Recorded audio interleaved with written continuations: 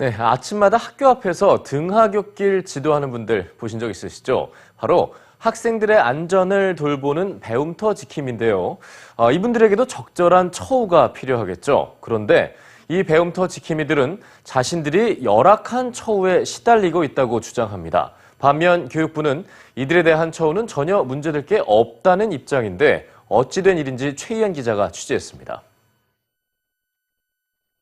30년간 공직 생활을 하고 퇴직 후 배움터 지킴이로 활동해온 김모 씨. 외부인 출입을 단속하거나 학교 주변 순찰 등의 일을 주로 담당합니다. 김 씨가 하루 8시간 이 같은 일을 하고 받는 돈은 3만 5천 원. 최저임금 수준에도 미치지 못하는 액수입니다.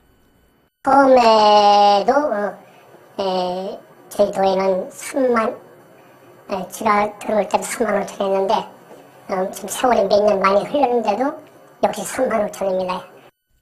왜 이처럼 처우가 열악한 걸까? 학교 배움터 지킴이가 원래 자원봉사라는 개념으로 출발했기 때문입니다. 지난 2005년부터 일선 학교들은 학교폭력 예방과 범죄자의 출입 등을 막기 위해 퇴직교사나 경찰, 직업군인 등을 자원봉사자로 위촉해왔습니다.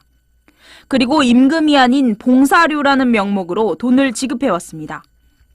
근로계약을 해가지고 130만 원, 150만 원씩 주는 정말 정식 근로자를 뽑겠다면은 우리가 퇴직공무원을 뽑을 이유가 없죠. 결국 근로자가 아닌 자원봉사자라는 이유로 근로기준법의 적용도 받지 못하고 받는 돈도 지역에 따라 천차만별인 상황입니다. 그렇다면 과연 배움터 지킴이를 근로자가 아닌 자원봉사자로 보는 것이 타당한 걸까? 배움터 지킴이와 유사한 제도로 학교 보안관 제도라는 게 있습니다.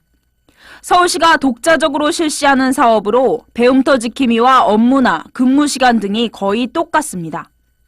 그런데 학교 보안관의 경우 근로자로 인정이 돼 있고 근로기준법에 적용도 받습니다. 받는 돈도 배움터 지킴이의 2배에 달하고 퇴직금까지 보장받습니다.